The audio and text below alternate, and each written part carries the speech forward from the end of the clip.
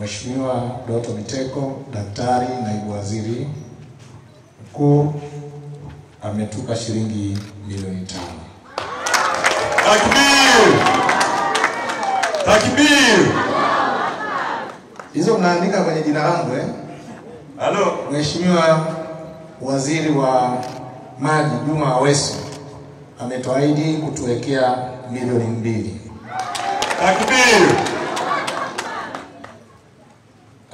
Hawa wengine wameniambia kuanzia kesho watatuwekea hela, ila sijapata peji zao. Mheshimiwa Mwigulu, Mheshimiwa Shabir, ni vizuri mkaandika kwa sababu hii ni ibada, tukija hapa ibadani ina maana yake.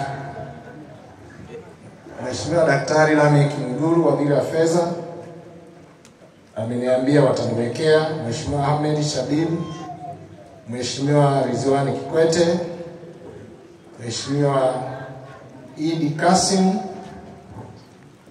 lakini nina wadau wengine, Patrick Ngiloi, kampuni ya Tesla, Wile Tarimo na wengine wengi. Haya, mimi na hao marafiki zangu tutatoa milioni 15. Takbir!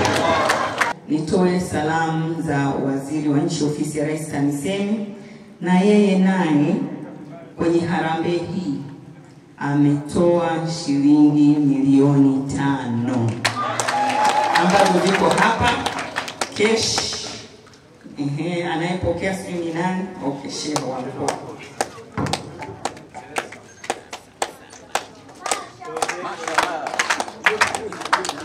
Kwa hiyo mheshimiwa,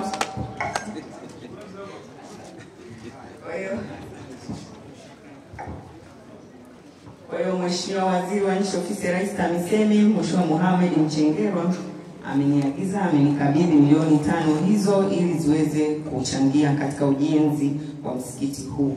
Lakini sasa salamu za kwangu mimi mwenyewe kumuunga mkono bosi wangu. Haiwezekani bosi atoe afu mimi msaidizi wake nije mikono mitupu. Na mimi nimeshawasilisha mchango wangu kupitia akaunti ya benki ya NMB milioni 2, na mimi sadaka iende kwa ajili ya ujenzi wa msikiti. Kwa hiyo namshukuru, asante sana. Asante, ongera.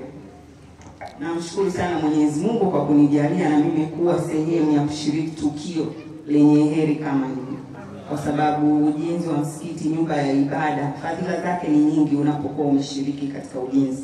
Watakao swali katika eneo hili, lakini vijana wetu wa madrasa watapata sehemu ya kujifunzia dini yetu hii ya Kiislamu. Kwa kweli ni fadhila kubwa sana na uwekezaji mkubwa sana, kwa maana tunawekeza pia kwa ajili ya akhera. Lakini pia kwa mheshimiwa mbunge Saasisha, nilikuwa sijui kumbe na yeye ana kipaji bwana. Nitakualika Kigoma kwenye harambee huko. Kama Mike unaweza hata ukae MC. Unafanya vizuri. Lakini mbunge huyu kwa kweli ni mzuri. Unaona ni jinsi gani anapojitoa katika shughuli za kijamii. Kama ameweza kusimamia kuhakikisha shughuli hii ya leo inaweza kufanyika vizuri, kwa kweli huyu mbunge anatosha. Sasa kwa muktadha huo, wema ulipwa kwa wema. Mimi namfahamu akiwa mbunge mwenzangu, lakini namfahamu kwa sababu yuko kwenye kamati ya kudumu ya bunge ya TAMISEMI.